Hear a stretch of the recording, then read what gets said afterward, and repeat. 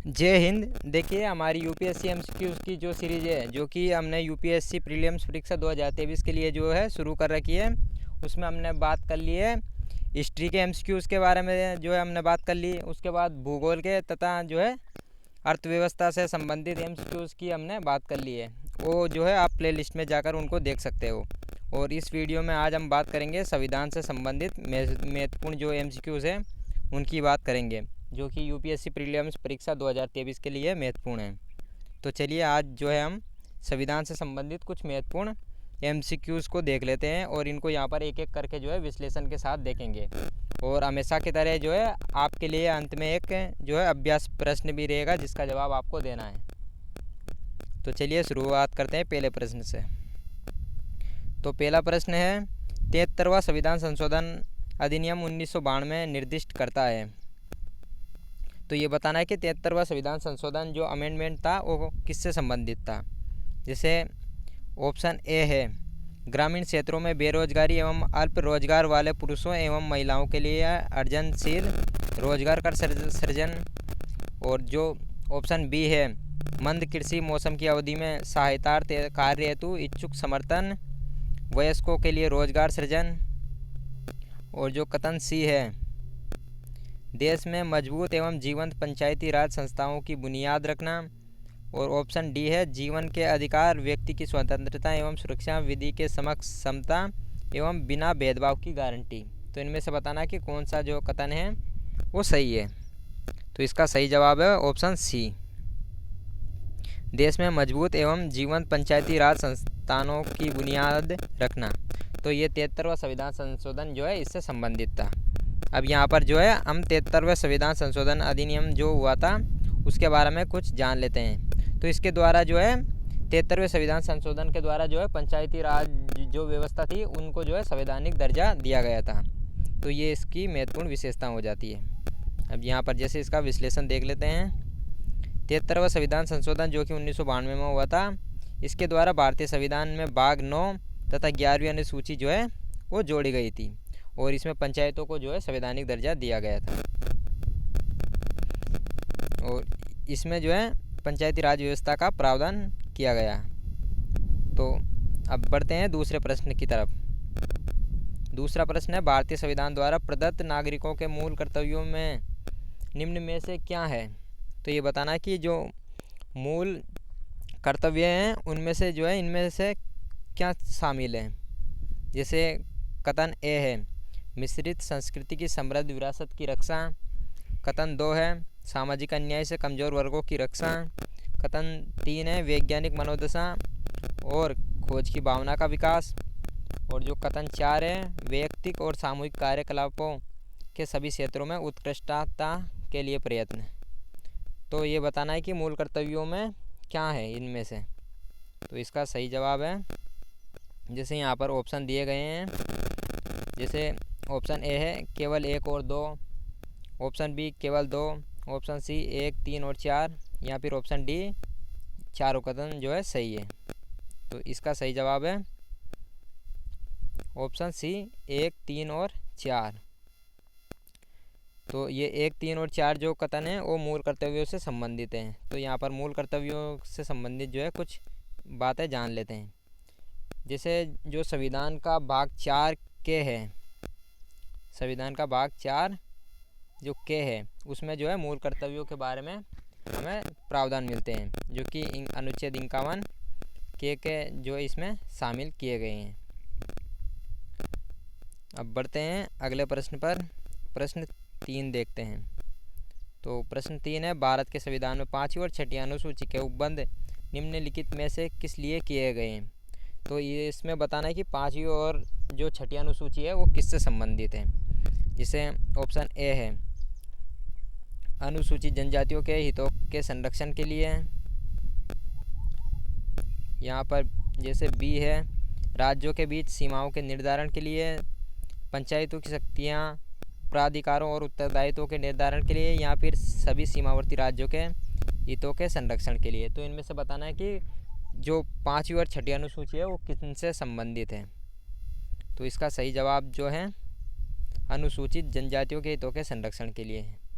तो तो यहाँ पर जैसे बात करते हैं अनुसूचियों की, तो जो अभी कुल जो है संविधान में कुल 12 अनुसूचियाँ जो है शामिल हैं। जैसे बात करें पहली अनुसूची की, तो इसमें जो है राज्य और जो केंद्र शासित प्रदेश है उनके बारे में प्रावधान मिलता है।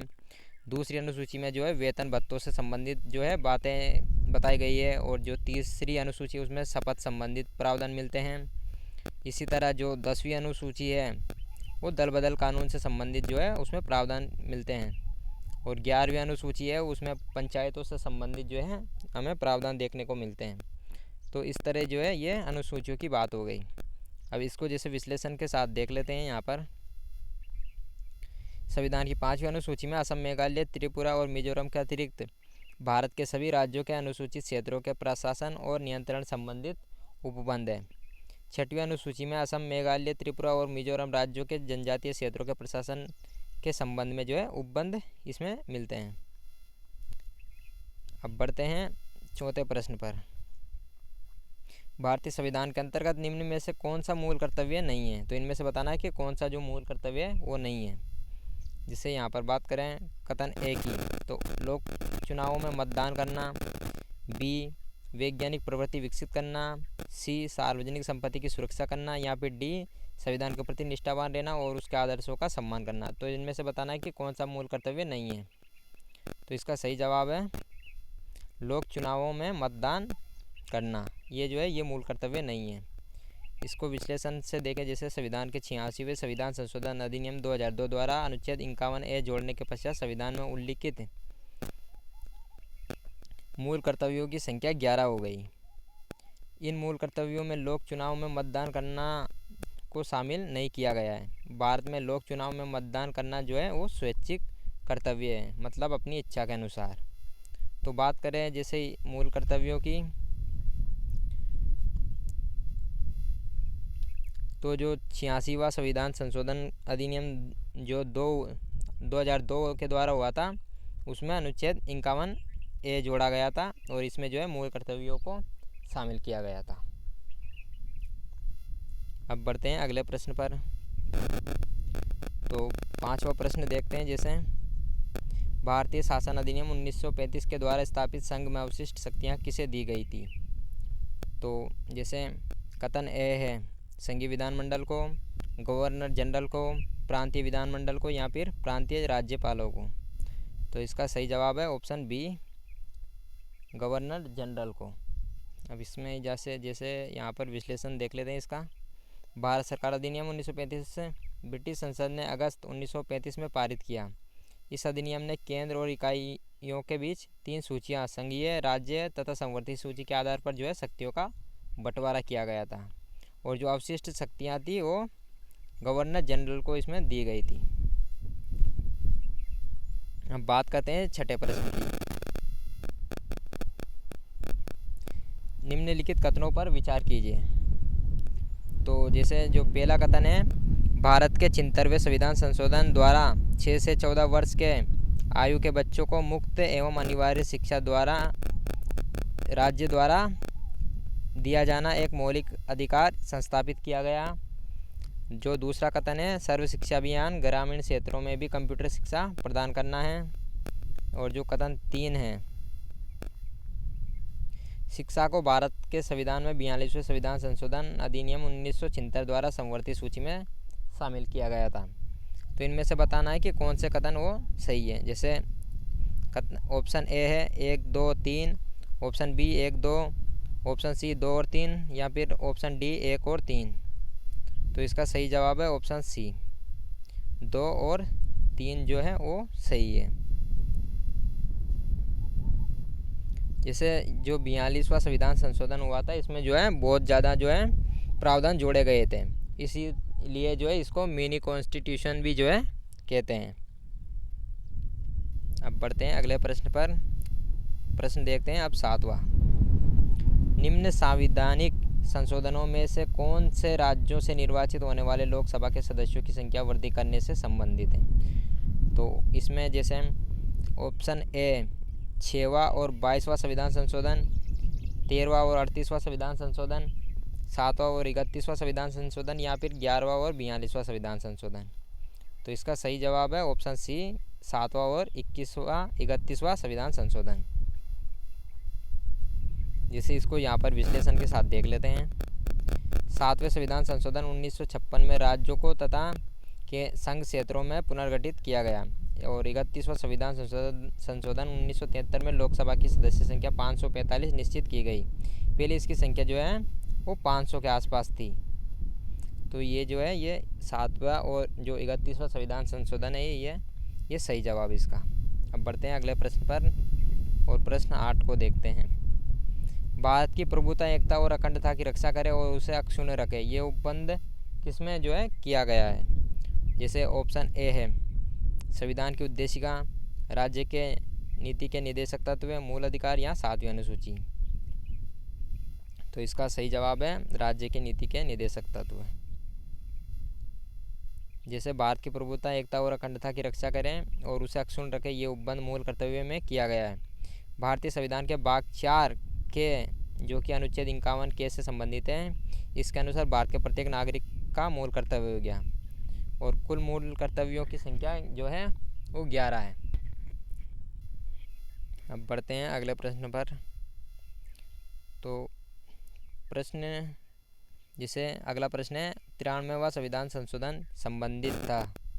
तो बताना है कि जो 93वां संविधान संशोधन था वो किससे संबंधित था। जैसे ऑप्शन ए है सरकारी नौकरियों में पिछड़े वर्गों के लिए आरक्षण जारी रखने से, या फिर 6 और 14 वर्ष के बीच की आयु के बच्चों को निःशुल्क और अनिवार्य शिक्षा से, सरकारी भर्तियों में महिलाओं के लिए 30% पदों के आरक्षण से, या फिर हाल ही में गठित राज्यों को और अधिक संसदीय स्थानों के आवंटन से।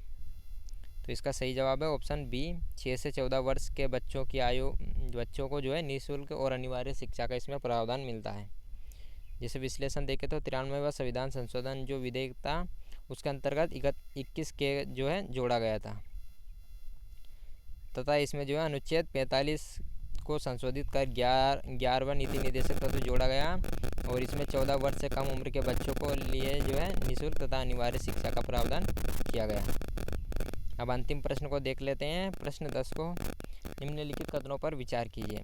भारतीय संविधान में कोई संशोधन लाने का उपक्रम किया जा सकता है लोकसभा द्वारा, राज्यसभा द्वारा, राज्य विधानमंडल द्वारा तथा राष्ट्रपति द्वारा। तो इनमें से बताना है कि कौन सा कथन सही है। जैसे ऑप्शन ए केवल 1, 2 और 3, 2, 3 और 4, या फिर 1 और 2। तो इसका सही जवाब है ऑप्शन डी, 1 और 2। अनुच्छेद 368 है उसके अनुसार जो है संविधान संशोधन का इसमें प्रावधान मिलता है। भारतीय संविधान में संशोधन लाने का उपक्रम किसी भी सदन से जो है प्रारंभ हो सकता है, चाहे वो लोकसभा हो चाहे वो राज्यसभा हो। अब बात करते हैं अभ्यास प्रश्न की, जिसका आपको जवाब देना है कमेंट में। भारत के संविधान के भाग 4 में अंतर्विष्ट प्रावधानों के संदर्भ में निम्नलिखित में से कौन सा सही है। जिसे कथन पहला है वे न्यायालयों द्वारा परिवर्तनीय होंगे, कथन 2 है वे किसी भी न्यायालय द्वारा परिवर्तनीय नहीं होंगे, कथन 3 है इस भाग में अधिकथित सिद्धांत राज्य के द्वारा कानून बनाने को प्रभावित करेंगे। तो इनमें से बताना है कि कौन सा जो है वो सही है। जैसे ऑप्शन ए है केवल 1, केवल 2, 1 और 3, या फिर 2 और 3। तो इसका जवाब आपको देना है। अब मिलते हैं अगली वीडियो में।